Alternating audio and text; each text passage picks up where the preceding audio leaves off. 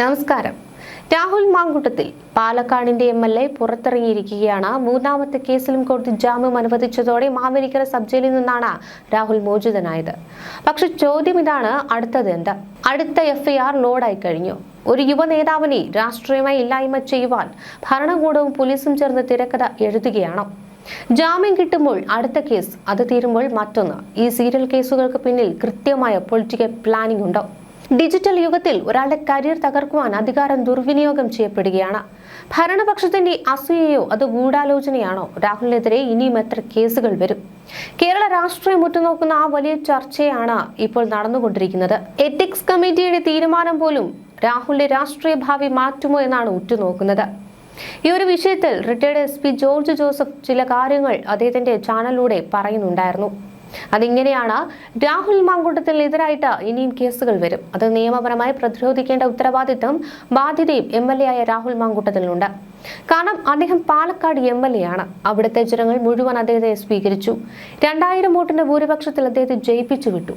അദ്ദേഹത്തിന്റെ പേരിൽ ഈ കേസുകളിൽ 1-2 വന്നതിന് ശേഷം അവിടുത്തെ ജനങ്ങൾ അദ്ദേഹത്തിനെ വളരെ സൗഹാർദ്ദമായിട്ട് സ്വീകരിക്കുകയും അദ്ദേഹത്തിനെ ആനയിക്കുകയും കൊണ്ടു നടക്കുകയും ചെയ്യുന്ന കാഴ്ചയൊക്കെയാണ് നമ്മൾ കണ്ടത്. ജനങ്ങൾക്ക് അദ്ദേഹത്തോട് അത്രയും അടുപ്പം തോന്നണമെങ്കിൽ അദ്ദേഹത്തിന്റെ സംസാരത്തിൽ നിന്നും വിനയത്തിൽ നിന്നും പെരുമാറ്റത്തിൽ നിന്നും ഒക്കെ ഉണ്ടായതാകാം. പക്ഷെ കുറെ സ്ത്രീകൾ അദ്ദേഹത്തിനെതിരായിട്ട് കളവായ കേസുകൾ സൃഷ്ടിക്കുവാൻ തയ്യാറാകുന്നു. നിയമത്തെ അവർ വളച്ചൊടിച്ച് അവരുടെ രീതിക്ക് കൊണ്ടുവന്ന് ഒരാളെ നശിപ്പിക്കുന്നു. ഒരാളെ വെട്ടിക്കൊല്ലുകയോ കുത്തിക്കൊല്ലുകയോ ചെയ്യേണ്ട ആവശ്യമില്ല. മാനസികമായും അവരെ തകർക്കുവാൻ നിയമത്തെ വളച്ചു. അതുകൊണ്ട് രാഹുൽ അടിയന്തരമായിട്ട് ചെയ്യേണ്ട ചില കാര്യങ്ങളുണ്ട്. കാരണം അദ്ദേഹം ഹൈക്കോടതിയെ സമീപിക്കണം.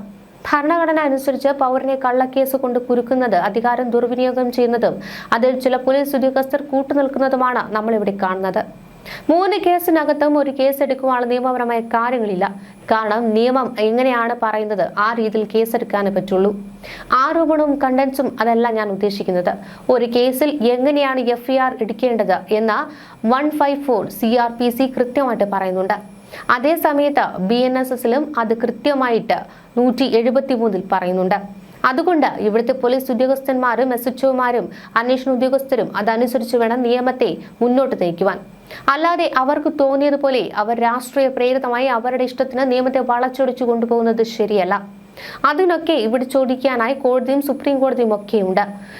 ടെർഷറി ആക്ട് ഷെർഷറി വകുപ്പ് വെച്ചിട്ട് രാഹുൽ മാങ്കൂട്ടം അടിയന്തരമായിട്ട് ഹൈക്കോടതിയിലോട്ട് പോകണം. കാരണം അതിനകത്ത് വ്യക്തമായ ചില നിർദ്ദേശം, കള്ളക്കേസ് എടുക്കുന്നത്, നിയമത്തെ വളച്ചൊടിക്കുന്നതും ഇങ്ങനെയൊക്കെയുള്ള കാര്യത്തിനാണ് ലോ ഓഫ് സെഷററി 226 ഭരണഘടനയിൽ പറഞ്ഞിരിക്കുന്നത്. ഹൈക്കോടതിക്ക് അതിനുള്ള അധികാരമുണ്ട്.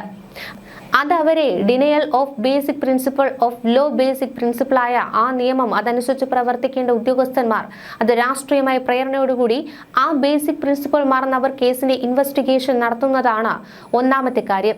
പിന്നെ സ്വാഭാവികമായി നീതിക്ക് നാച്ചുറൽ ജസ്റ്റിസിന്റെ ഒരു ഡിനയൽ അവിടെ ഉണ്ടായിട്ടുണ്ട്. എല്ലാ പൗരന്മാർക്കും ഒരു സ്വാഭാവിക നീതിയുണ്ട്. അത് രാഹുൽ മാങ്കൂട്ടത്തിലെ കാര്യത്തിൽ ഡിലേ ചെയ്തിരിക്കുന്നതാണ് രണ്ടാമതായി ഞാൻ കാണുന്നത്. അതുപോലെ മൂന്നാമത് കാണുന്നത് error of law on face of the record. അതിനകത്ത് എററൊക്കെ ഉണ്ട് എന്നൊക്കെ പറഞ്ഞ് തെറ്റിദ്ധരിപ്പിച്ച് അവരെ കേസെടുക്കുകയും അന്വേഷണം നടത്തുകയും ചെയ്യുന്നു കാണാം. ഇവിടെ ഒരു മൊഴി അടിയന്തരമായിട്ട് എല്ലാ കേസിനും വേണ്ടേ? അത് ഒപ്പിടുവാൻ ഒരാൾ വേണ്ടേ? ആ മൊഴി FIR എടുത്തു കഴിഞ്ഞാൽ മൊഴിയിൽ വിശ്വാസമില്ലെങ്കിൽ ആ FIR തന്നെ അത് റെഫർ ചെയ്ത് കളയാമെന്ന അധികാരം SHOയ്ക്കുണ്ട്.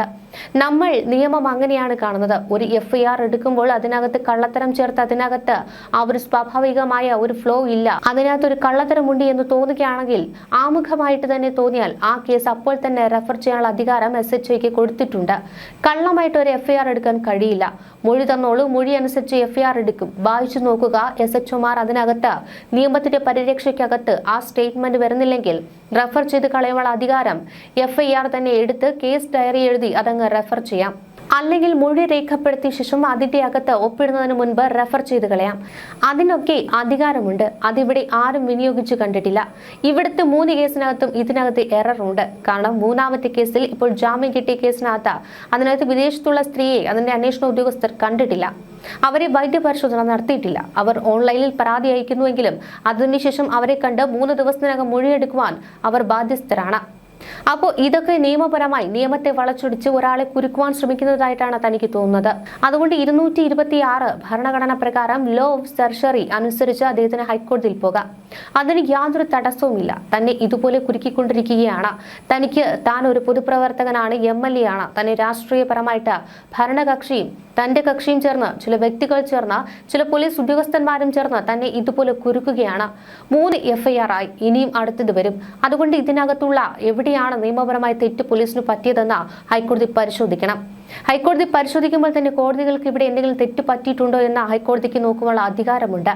എല്ലാ കോടതികളും, സെഷൻസ് കോടതി വരെയുള്ള കോടതികൾ സൂപ്പർവൈസ് ചെയ്യുന്ന ഹൈക്കോടതി ജഡ്ജിമാരാണ് അവിടുത്തെ ഭരണം. അവരുടെ നിയമപരമായ കാര്യങ്ങൾ നല്ല രീതിയിൽ പോകുന്നുണ്ടോ ഇല്ലയോ എന്ന് അവർ അത് പരിശോധിക്കുവാൻ, അഡ്മിനിസ്ട്രേറ്റീവ് കാര്യങ്ങൾ നോക്കുവാനുള്ള അധികാരം ഹൈക്കോടതിയിലെ പല ജഡ്ജിമാർക്കും ഓരോ ജില്ല തിരിച്ചു കൊടുത്തിട്ടുണ്ട്. അതുകൊണ്ട് ഇവിടുത്തെ ഒരു ഡിനയിൽ ഉണ്ടായി എന്ന കാര്യം ഒരാളെ കുരുക്കുവാനായിട്ട് 3 എണ്ണമായി 4ാമതും വരുന്നു.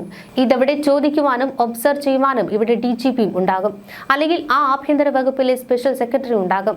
അവർ ഇത് പരിശോധിക്കണം. ഒരാൾക്കെതിരായിട്ട് നിരന്തരമായ കേസ് വരികയാണ്, അതും ഒരേ പാറ്റേൺ ഉള്ള കേസാണ് വരുന്നത്.